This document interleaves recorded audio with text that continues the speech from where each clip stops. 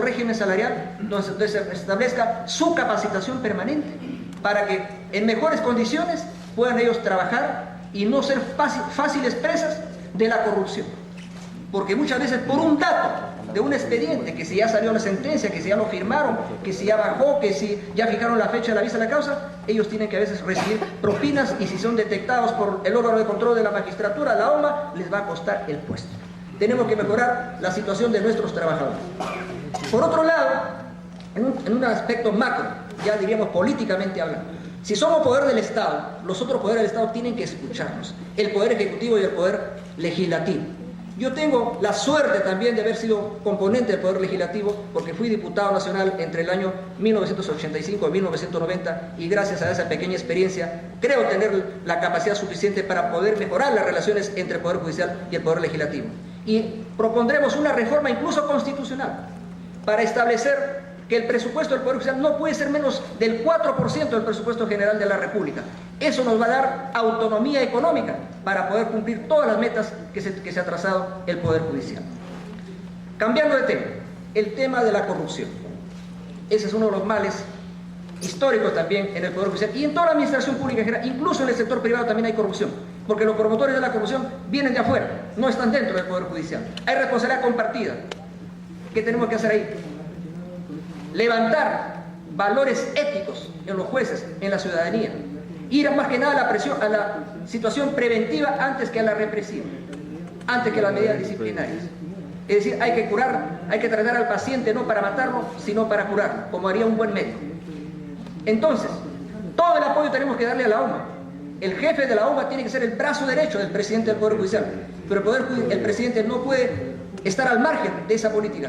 Tenemos que hacer viajes conjuntos con el presidente de la OMA a las Cortes para generar audiencias públicas regionales donde la ciudadanía, la participación ciudadana, señale con dedo acusador a quiénes son los jueces corruptos para que ahí intervenga necesariamente la OMA. Pero no solamente debe haber castigo para los jueces, también se tiene que premiar a los buenos jueces y eso lo podemos percibir de la propia ciudadanía, que ellos saben quién es un juez probo, quién es un juez honesto y quién es un juez corrupto. Y a esos jueces honestos, sacrificados, tenemos que premiarlos, tenemos que reconocerlos, porque no se puede hacer escarnio de los jueces por culpa de un mal juez. Entonces, nosotros también planteamos que se tiene que implementar con toda fuerza una unidad especializada de investigación en la OMA, porque una cosa es investigar temas contables, financieros, y otra cosa es tener una formación puramente jurídica. El juez que trabaja en la OMA, que debía ser los jueces contralores, especialistas en derecho administrativo, disciplinario o sancionador. Entonces, este es un tema de capacitación que tiene que pasar por un proceso, digamos, inmediato, urgente. Y si fuera posible, yo incluso voy a proponer que se hagan cambios normativos para que los jefes de las ODENMAS, o sea, de las OMAS distritales en cada corte, no sean jueces del mismo distrito judicial, porque es verdad también, y vale, y digamos, da pena a veces decirlo, en todos los sectores aparece una suerte de otoronguismo. Entonces, si un jefe de la ODENMA viene de otro distrito judicial, no tiene una red de amigos o de amistades a quienes proteger. Va a actuar con más imparcialidad y con más transparencia y eso va a garantizar una mayor, digamos, eficacia en la lucha contra la corrupción. Muchas gracias.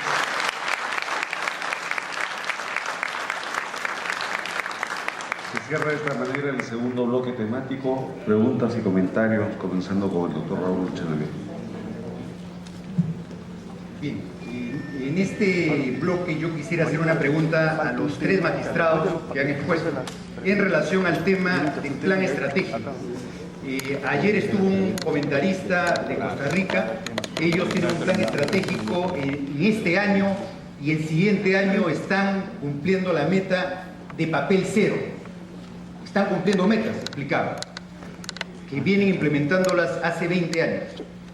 Nosotros, salvo excepciones, todavía estamos con hilo y papel. No hemos superado todavía la etapa de la aguja y el hilo. Quisiéramos que nos señalen en concreto para el 2016, ¿cómo apuntamos en el nivel, por ejemplo, de informatización? Pero hay guetos, pero tendríamos que decir el 30%, 40%, ¿cómo marchamos con el plan estratégico? ¿Cómo medimos esta palabra que ha usado el doctor Enrique Mendoza, la eficiencia? Solo la podemos medir a través de metas estadísticas. Yo quisiera preguntarle a Enrique Mendoza en relación al tema de la OCMA, niveles de control, sanción, cuánto se ha avanzado en la OCMA en este último periodo. Y sobre los controles, también quisiera referirme, y esto es un tema importante para los abogados, nosotros, los 31 colegios de abogados, hemos hecho una evaluación de jueces y fiscales. De manera pública, transparente, hemos entregado los resultados al Consejo Nacional de la Magistratura. Lo que quisiéramos saber es cuál es la percepción que tiene el juez sobre esta evaluación. ¿Qué nos pueden criticar? Estamos, creo, en un diálogo democrático, plural. Nosotros acabamos hoy día de realizar una Junta Nacional, los decanos, y hemos acordado proseguir con las evaluaciones de jueces y fiscales para el próximo año. Quisiéramos saber cuál es en este diálogo la percepción que tienen ustedes sobre este tema. Y una última pregunta que planteó Raúl Vargas en relación al tema mediático. ¿Qué ocurre cuando existen casos emblemáticos, casos que aparecen en la televisión, en los medios, y no aparece ningún representante del Poder Judicial siquiera explicar didácticamente, pedagógicamente, cómo se lleva a cabo un proceso penal, cuál es la intervención del fiscal? ¿Por qué este silencio clamoroso del sistema legal? Y eso permite precisamente que los medios, las encuestas, empiecen a juzgar o a incriminar finalmente. ¿Cómo resolvemos esto? En alguna oportunidad se planteó el tema de los voceros del Poder Judicial, como existen en otros países, que puedan orientar, explicar los plazos procesales, explicar las técnicas. El caso más emblemático es el caso de esta señorita Rosario Ponce, ¿no? Los medios han hecho de este caso un festín. Nadie del sistema legal ha podido, al margen del caso, explicar didácticamente a la ciudadanía cómo se investiga, cómo es el proceso. Esas son las preguntas que quería formular. Doctora Marisol Pérez Tello. Muchas gracias. Sí, quería empezar con preguntas para los tres panelistas, para los tres candidatos, y terminar con un comentario. Una primera pregunta que sé que es complicada, que tiene que ver con remuneraciones, es el famoso tema del efecto espejo. Para mí queda claro que se justifica un tratamiento diferenciado entre las diversas instituciones que se vinculan a las asignaciones percibidas por los miembros del Poder Judicial. Pero sí me gustaría saber cuáles son las razones que ustedes consideran para que el tratamiento sea diferenciado, a razón de la función, en fin, de la especialidad. Eso es un tema que les dejo abierto. Lo segundo es que algunos de ustedes han mencionado un tema que para mí es vital, que es la necesidad de institucionalidad, que por supuesto puede verse reforzada con periodos más cortos o más largos, pero que supone tener un plan a largo plazo que puede ser ejecutado con matices, pero que nos da a todos una línea o una visión de hacia dónde vamos. Ese fue el intento de Seriajus. En mi opinión, Seriajus se implementó mal, con parches, sin presupuesto, pero puede ser sin duda un insumo que nos permita volver a construir una mirada del Poder Judicial a 5 años, que creo que no debiera venir del legislativo. Yo soy enemiga de que a partir del legislativo se construya un plan de cómo reformar el Poder Judicial. Yo creo que es el Poder Judicial el que tiene que encontrar los mecanismos de reforma, y somos los otros poderes del Estado quienes tenemos que dar el respaldo. Y la última pregunta, ya con la defensa de fueros, ambos, que es un tema institucional, ¿dónde está el límite o cómo cuidar o cómo evitar que el pleno jurisdiccional en algunos aspectos pueda convertirse en iniciativa legislativa? ¿Cómo no confundir? ¿Cómo hacer cada uno su trabajo y hacerlo bien? Esa es la pregunta. Y luego, el comentario es en realidad una felicitación. Hemos pasado de un tema jurisdiccional a un tema de defensa institucional, y yo creo que las instituciones, soy una mujer que cree en las instituciones, creo que gran parte de la crisis nacional, de la crisis de partidos, de la crisis de valores, de la crisis democrática y todas las crisis que ustedes quieran citar, es una crisis de instituciones, es un problema de institucionalidad. Y creo que la crisis debe ser entendida como problema y oportunidad. En ese sentido, quiero felicitarlos porque claramente esto no es un debate, esto no es una campaña, todos sabemos cuál es el proceso de elección del magistrado que va a dirigir el Poder Judicial, pero lo que ustedes han hecho ahora es una señal muy clara de cercanía, de interés que le genera a la población ilusión en que la justicia es una meta que podemos alcanzar. Así que de verdad mi reconocimiento a que estén ustedes tres acá, demostrando lo que va a pasar después de estas elecciones, que van a continuar trabajando juntos y tomando uno lo mejor del otro, y nos genera como país esperanza. Así que felicitaciones a los tres y por supuesto al Colegio de Abogados y a Cátedra que han tenido esta iniciativa. Muchas gracias. Raúl Vargas. Sí, han sido efectivamente intervenciones muy interesantes, sobre todo en el establecimiento de institucionalidad. Pero quiero hacer referencia a la otra pregunta, es decir, se ha hablado de algún festín mediático. ¿Quién sirve el festín? ¿De dónde procede ese festín? Del Poder Judicial.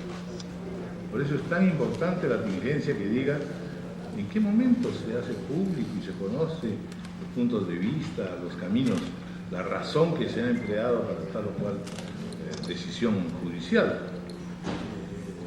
Algún día tendremos que tener una sociedad esclarecida, es decir, que busca la claridad, que busca la verdad. Se han tocado temas fundamentales, este tema sobre todo de cómo garantizar continuidad y al mismo tiempo breve estadía del presidente del Poder Judicial. Eso es interesantísimo en realidad, porque en el fondo es comenzar a pensar en un sistema de planificación que permita, en un plazo determinado, pues decir, hemos cumplido con tales y cuales metas. Eso nos impedirá finalmente tener que llegar a decir lo que siempre se dice en estos casos, y sobre todo en los regímenes militares, que hemos tenido varios.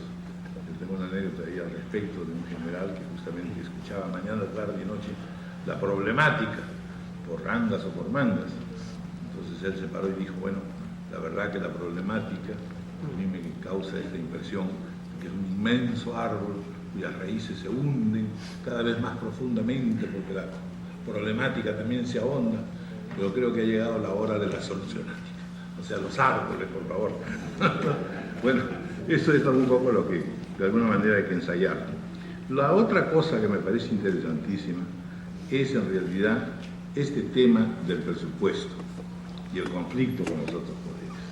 Lo estamos viviendo permanentemente, con los jueces no se juega, es una frase bastante seria, y sin embargo allí también lo que se plantea razonablemente, no quiero dar la razón a ninguna de las partes, pero evidentemente si yo pongo dinero quiero saber cómo se funciona, en fin, presupuesto por resultados es ahora un término de moda.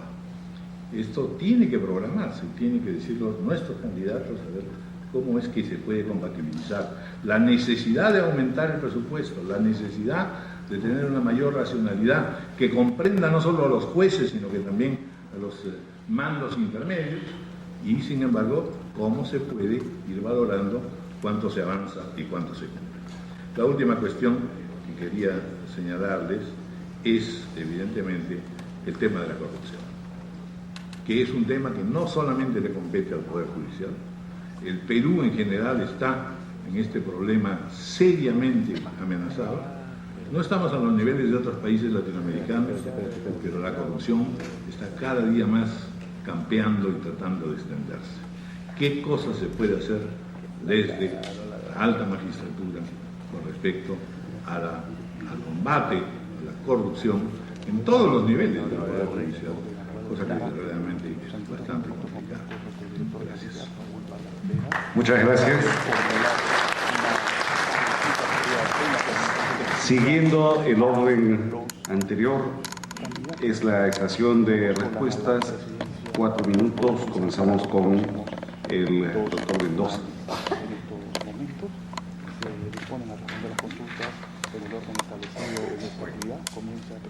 Sobre el expediente digital. Me tocó a mí dirigir